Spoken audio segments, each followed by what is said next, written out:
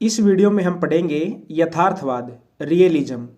तो जो यथार्थवाद है वह आदर्शवाद का उल्टा होता है। आप इसको यथार्थवाद बोल लो या परंपरागत यथार्थवाद कह दो या फिर शास्त्रीय यथार्थवाद भी कह सकते हैं। तो चलिए यथार्थवाद को शुरू करते हैं।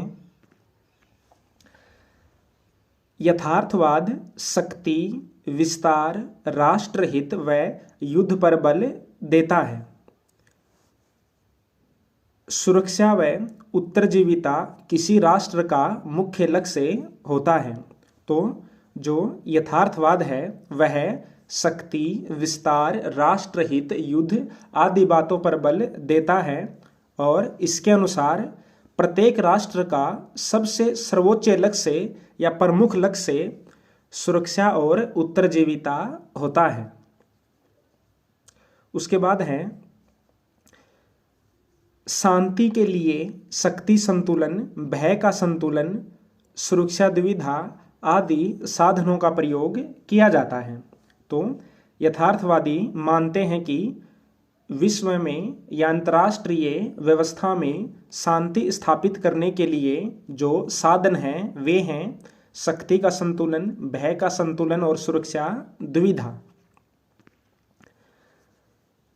इसके अलावा यथार्थवाद मानता है कि अंतर्राष्ट्रीय जो व्यवस्था है वह अराजकता पर आधारित है। अराजकता का मतलब होता है जो राष्ट्र हैं उन पर कोई सार्वभौमिक नियंत्रण रखने वाली सत्ता नहीं है। प्रत्येक राष्ट्र अपने हितों के अनुसार कार्य करता है। तो जो अंतर्राष्ट्रीय राजनीतिक व्यवस्था है वह अराजकता पर आधारित है। इसलिए प्रत्येक देश को अधिक से अधिक शक्ति प्राप्त करने की कोशिश करनी चाहिए। E.H. कार ने अपनी पुस्तक 20 ईयर्स क्राइसिस में आदर्शवाद व यथार्थवाद में अंतर किया है। तो E.H. कार की पुस्तक का क्या नाम है? 20 ईयर्स क्राइसिस। तो ये तो गया यथार्थवाद का सामान्य अर्थ। जो यथार्थवाद है वह आदर्शवाद का उल्टा होता है, विपरीत होता है। यह शक्ति, विस्तार, युद्ध, राष्ट्रहित आदि पर बल देता है। अब हैं प्रमुख यथार्थवादी विचारक। तो सबसे पहला विचारक है थ्यूसिडाइस। थ्यूसिडाइस को यथार्थवाद का पिता कहा जाता है। थ्यूसिडाइस की बुक का नाम है पेलोपोनेशियन वार। तो जो ये पेलोपोनेशियन वार है यह एथेंस और स्पार्टा के मध्य लड़ा गया था, उस युद्ध का वर्णन है। तो यथार्थवाद का पिता कौन है? थ्यूसिडाइस है। दूसरा विचारक है सुनजू।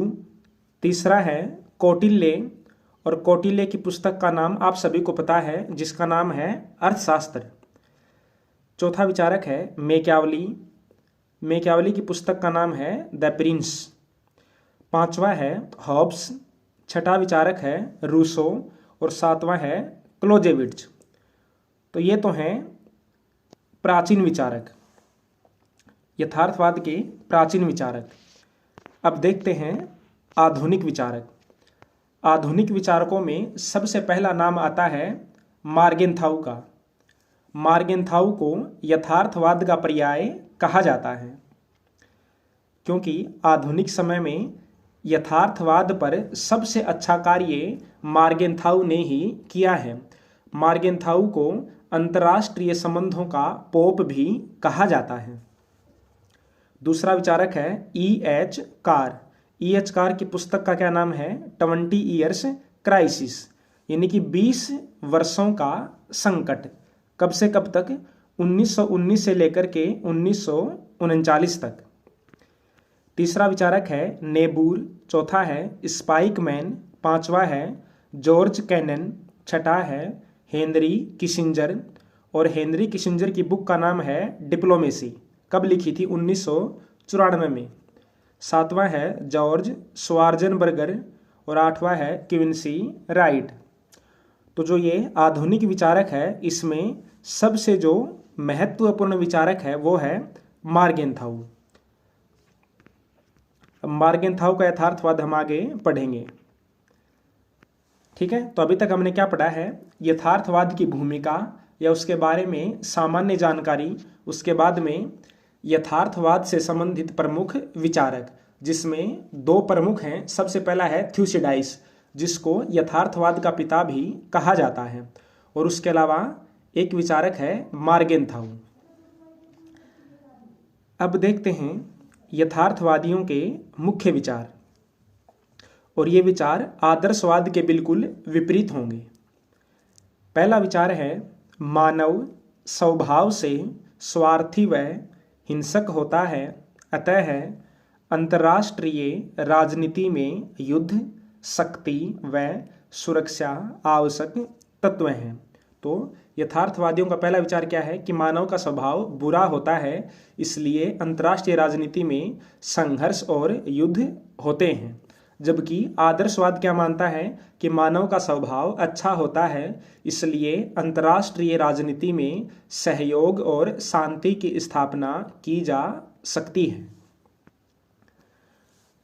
दूसरा विचार है राष्ट्रों के मध्य विरोध व संघर्ष स्थायी है। तीसरा है शक्ति की होड़ अंतर्राष्ट्रीय कानून या संस्था द्वारा नियंत्रित नहीं की जा सकती। इनकी जो प्रत्येक देश है वह अधिक से अधिक शक्ति प्राप्त करना चाहता है ताकि अपने राष्ट्रीय हितों की पूर्ति कर सके। इस मामले में वह किसी भी अंतर्राष्ट्रीय संस्था या अंतर्राष्ट्रीय कानूनों के अधीन नहीं है। चौथा है शक्ति राजनीति पर बल। तो जो यथार्थवाद है वह शक्ति राजनीति, पावर पॉलिटिक्स पर बल देता है। यथार्थवाद का पांचवा विचार है शक्ति प्राकृतिक व अनिवार्य तत्व है, और जो यथार्थवाद है वह मुख्यतः सैनिक शक्ति पर बल देता है। तो ये हो गया पांचवा विचार। अब यहाँ पर मैंने थोड़ा सा एक्स्ट्रा लिखा है, ये आपको याद करने की आवश्यकता नहीं है, ये मैंने मेरी सुविधा के लिए लिखा है ताकि मुझे रिवीजन लगाने में परेशानी ना हो। तो इसको आप पढ़ना चाहो तो पढ़ सकते हो। तो जो ये पांचवा पॉइंट है कि शक्ति प्राकृतिक और अनिवार्य है, तो यहाँ पर शक्ति के बारे में दो विचारकों के विचार प्रस्तुत किए गए हैं। पहला है एरिक कॉफमैन। तो एरिक कॉफमैन ने राज्य के 3 लक्ष्य बताए हैं: शक्ति संचय, शक्ति प्रसार और शक्ति प्रदर्शन। इसके अलावा एक विचारक है डोनली। डोनली कहता है कि शक्ति राजनीति का सिद्धांत 2 मान्यताओं पर आधारित है।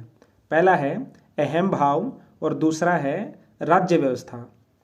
तो जो अहम भाव है, इसका मतलब है कि जो मानव है वह स्वभाव से स्वार्थी होता है, अपने हितों की पूर्ति करना चाहता है, इसलिए अधिक से अधिक शक्ति प्राप्त करना चाहता है। दूसरा है राज्य व्यवस्था। तो जो अंतर्राष्ट्रीय व्यवस्था है वह अराजक है, सभी राष्ट्रों को नियंत्रित करने वाली कोई सार्वभौमिक सरकार नहीं है, इसलिए प्रत्येक राज्य अपनी सुरक्षा करने के लिए अधिक से अधिक शक्ति प्राप्त करना चाहता है। ठीक है, तो ये हो गया पांचवा विचार। यथार्थवाद का छठा विचार है राष्ट्र हित। तो जो राष्ट्र हित है वह अंतर्राष्ट्रीय राजनीति का केंद्र बिंदु होता है। प्रत्येक देश अपने राष्ट्रीय हितों की पूर्ति करना चाहता है। यहाँ पर एक विचारक हैं पामरस्टीन। तो पामरस्टीन का एक फेमस कथन है कि अंतर्राष्ट्रीय राजनीति में न कोई स्थायी मित्र है न कोई स्थायी शत्रु, राष्ट्रहित ही स्थायी है। तो प्रत्येक देश के लिए राष्ट्रहित महत्वपूर्ण होता है। ये बात कौन मानता है? यथार्थवाद। सातवां विचार है यथार्थवाद के अनुसार नैतिकता सापेक्ष होती है। तो जो नैतिकता है वह निरपेक्ष नहीं होती है। नैतिकता के निरपेक्ष नियम राज्यों पर या राष्ट्रों पर लागू नहीं किए जा सकते हैं, बल्कि प्रत्येक देश की परिस्थितियों के अनुसार नैतिकता बदलती रहती है। आठवां विचार है शांति, सहयोग, विश्व सरकार जैसी बातें कोरी कल्पना है, यानी कि ये चीज़ें विश्व में संभव नहीं हो सकती। जबकि आदर्शवाद क्या कहता है कि शांति, सहयोग और विश्व सरकार की स्थापना की जा सकती है। नौवां विचार है अंतर्राष्ट्रीय राजनीति के मुख्य एक्टर या मुख्य कर्ता राज्य हैं। राज्यों का मुख्य लक्ष्य है सुरक्षा व अस्तित्व की रक्षा करना।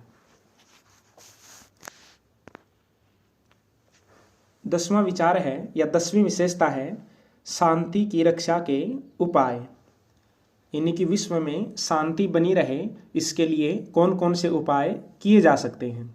तो पहला है शक्ति संतुलन, दूसरा है सामूहिक सुरक्षा, तीसरा है कूटनीति और चौथा है गठबंधन।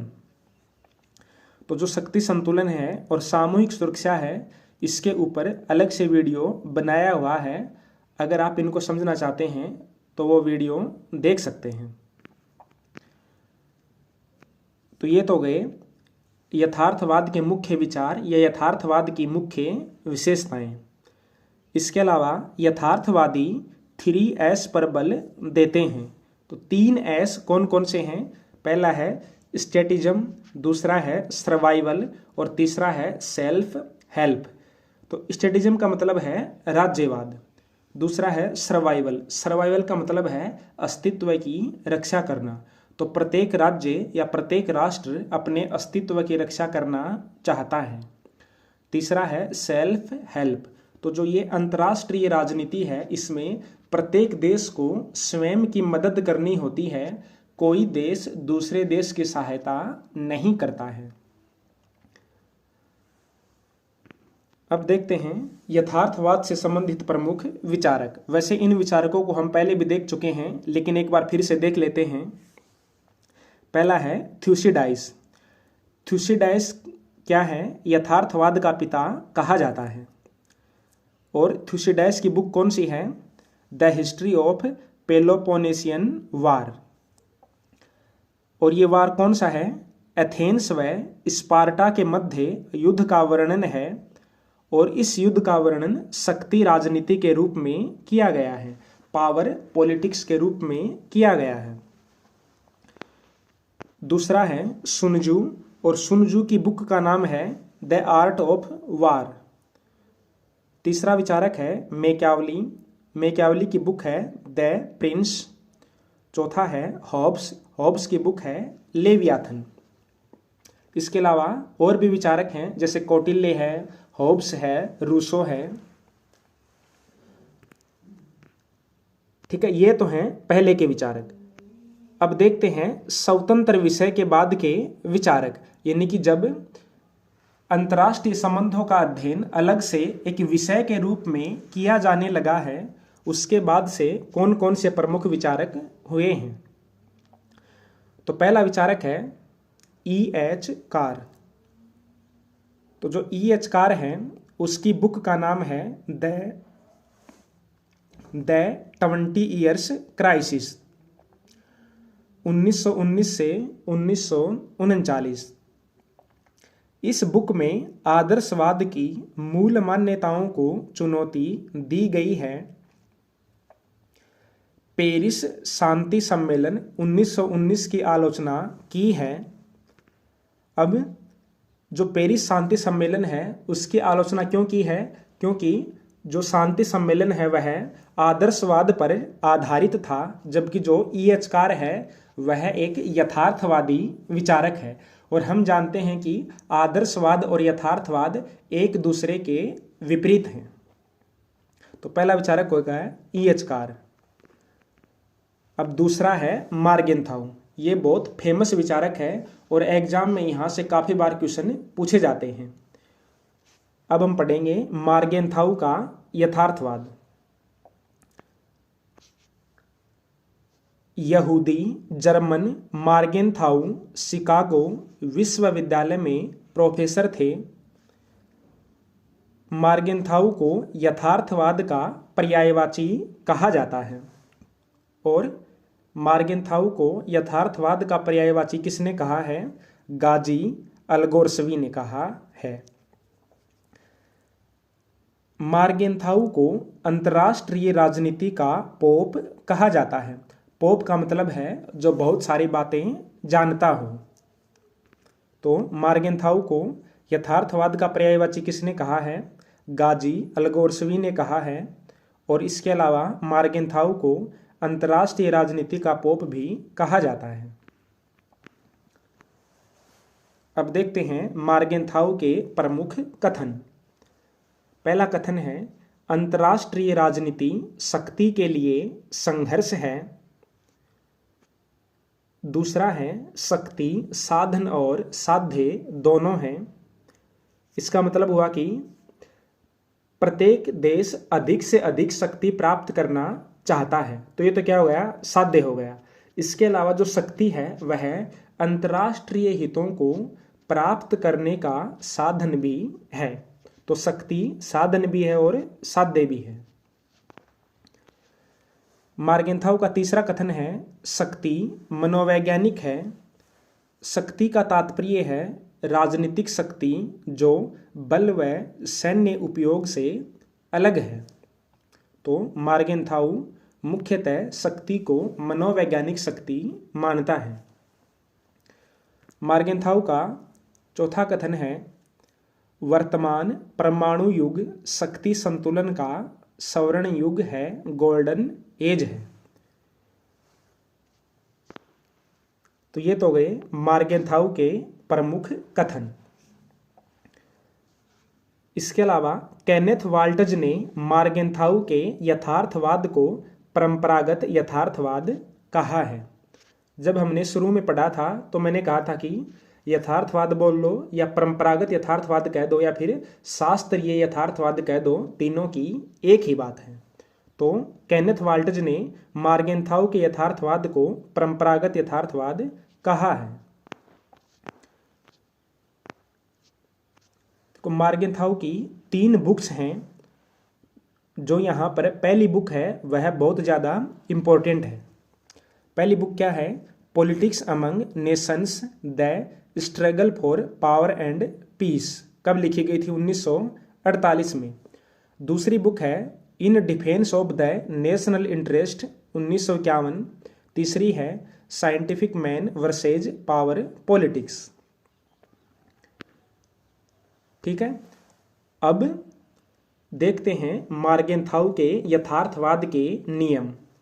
मार्गेनथाउ के अंतर्राष्ट्रीय यथार्थवाद के 6 शाश्वत नियम। तो मार्गेनथाउ का पहला नियम है राजनीति पर मानव स्वभाव का प्रभाव। अब इसको समझो। तो मार्गेनथाउ कहता है कि जो मानव का स्वभाव है वह स्वार्थी है।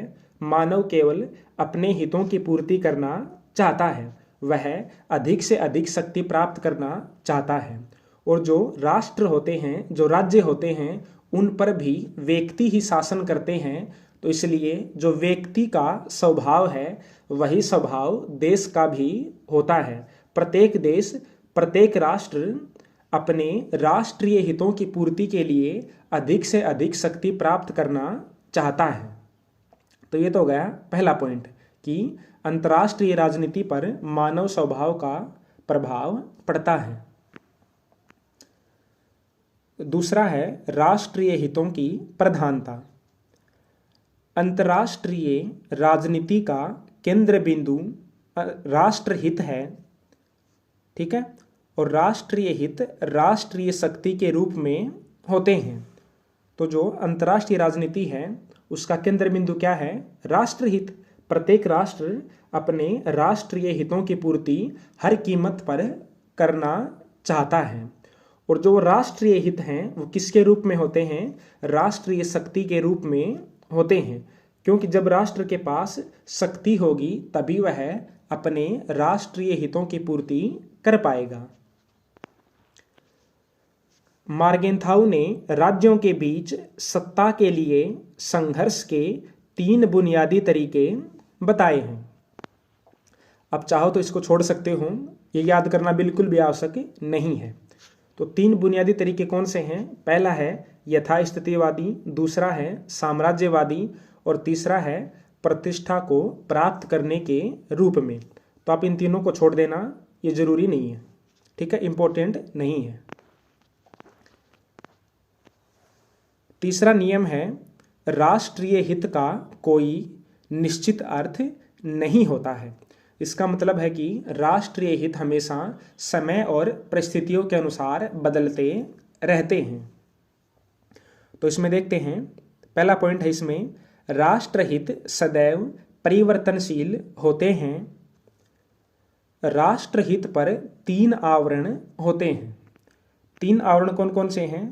पहला है उपराष्ट्रीय हित, दूसरा है अन्य राष्ट्रीय हित और तीसरा है अधिराष्ट्रीय हित। तो उपराष्ट्रीय हित का मतलब होता है किसी देश के अंदर जो शासन करने वाले लोग हैं उनके निजी हितों को ही, उनके स्वार्थों को ही राष्ट्रीय हितों का रूप दे दिया जाता है। देश की जनता को ऐसा लगता है कि जो ये सरकार है यह देश के हितों की पूर्ति कर रही है, लेकिन वास्तव में वो हित सरकार के हित होते हैं। दूसरा है अन्य राष्ट्रीय हित। इसका मतलब है कि एक राष्ट्र दूसरे राष्ट्र के हितों की पूर्ति करे। तीसरा है अधिराष्ट्रीय हित। तो इसका मतलब है कि पूरे विश्व का कल्याण होना, पूरे विश्व के हितों की पूर्ति होना।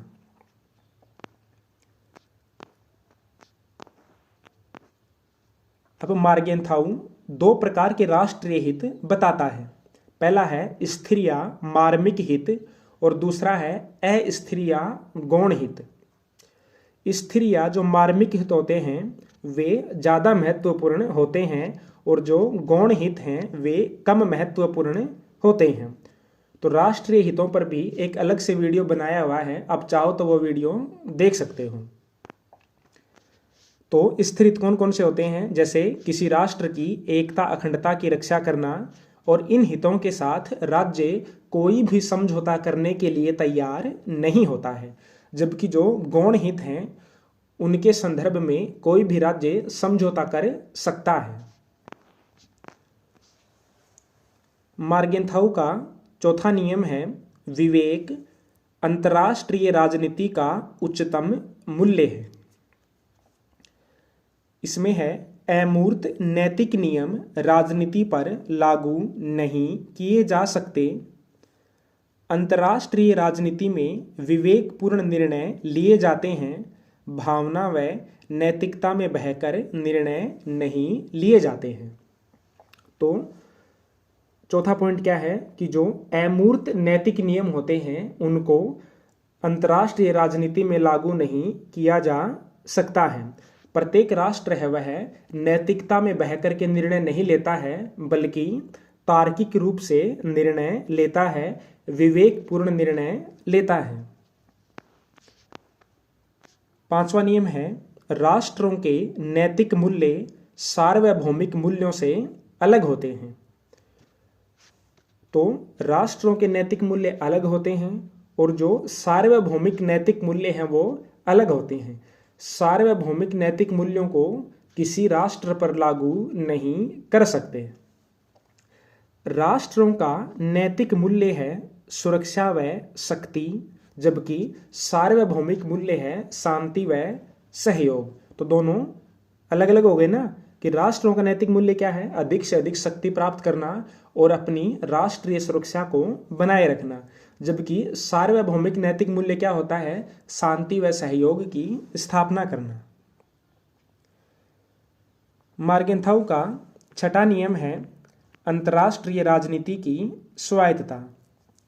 तो मार्गेंथाउ कहता है कि अंतर्राष्ट्रीय राजनीति स्वायत्त होती है, इसका किसी दूसरे विषय से कोई लेना देना नहीं है, दूसरी बातों का इस पर कोई प्रभाव नहीं पड़ता है। जैसे आप उदाहरण के लिए समझ लो भारत और चीन। तो भारत और चीन में आर्थिक व्यवस्था भी चलती रहती है, एक दूसरे के आर्थिक संबंध भी हैं। भारत और चीन एक दूसरे के साथ व्यापार करते हैं, लेकिन उस व्यापार का फर्क भारत और चीन के मध्य राजनीतिक मुद्दों पर नहीं पड़ता है। राजनीतिक मुद्दे अभी भी जीवित हैं, तो अंतर्राष्ट्रीय राजनीति दूसरे मुद्दों से स्वायत्त होती है। अब मार्गेंथाउ शांति की स्थापना के 3 उपाय बताता है।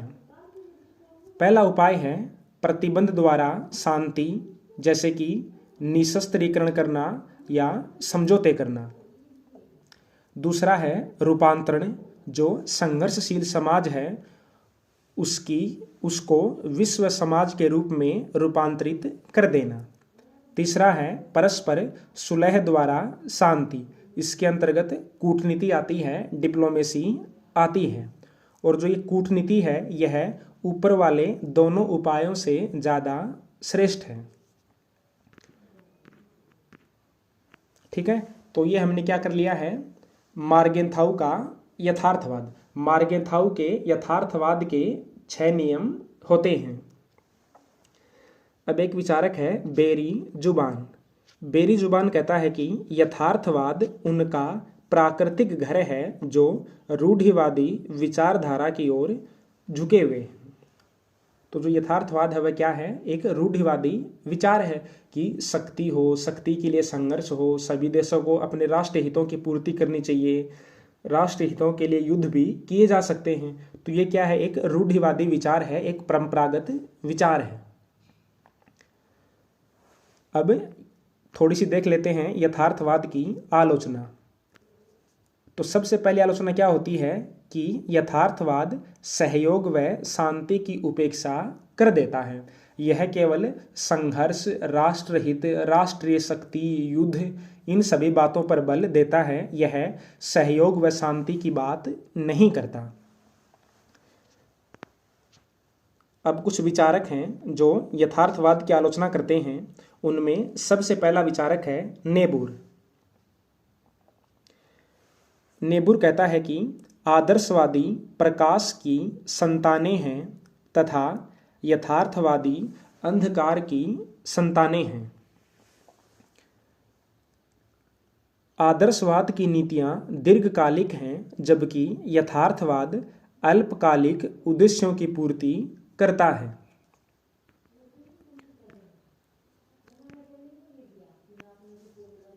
दूसरी आलोचना करता है स्टेनले हॉफमैन। हॉफमैन ने यथार्थवाद को शक्ति अद्वैतवाद कहा है। अद्वैतवाद का मतलब होता है कोई दूसरा ना हो, केवल एक ही हो। तो हॉफमैन क्या कहता है कि जो यथार्थवाद है वह केवल एक ही बात पर बल देता है और वह है शक्ति, पावर। तीसरा विचारक है Samuel P Huntington. P Huntington की बुक है क्लैश ऑफ सिविलाइजेशंस।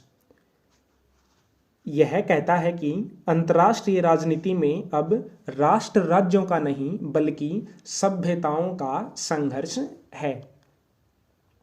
तो जो यथार्थवाद है वह क्या कहता है कि राष्ट्रों के मध्य संघर्ष होता रहता है, जबकि हटिंगटन क्या कहता है कि अब राष्ट्र राज्यों में संघर्ष नहीं होगा बल्कि सभ्यताओं के बीच में संघर्ष होगा। अब है मार्गेंथाउ के यथार्थवाद की आलोचना। पहला आलोचक है रॉबर्ट टक्कर। यह कहता है कि मार्गेंथाउ के नियम माने तो राज्य का कोई भी कार्य अनैतिक नहीं है। दूसरा आलोचक है यूएसए की नारीवादी विचारक जे.एन. टिकनर। मार्गेंथाउ के 6 नियमों को पुरुषवादी बताकर आलोचना करती हैं। तो यह हो गया हमारा आज का टॉपिक यथार्थवाद। थोड़ा सा ध्यान दे के पढ़ोगे तो आराम से समझ में आ जाएगा। और ये टॉपिक बीए और एमए के लिए तो इम्पोर्टेंट है ही है, इसके अलावा इसके अंदर सारे कंपटीशन एग्जाम्स के लिए भी पर्याप्त मात्रा में सामग्री उपलब्ध है।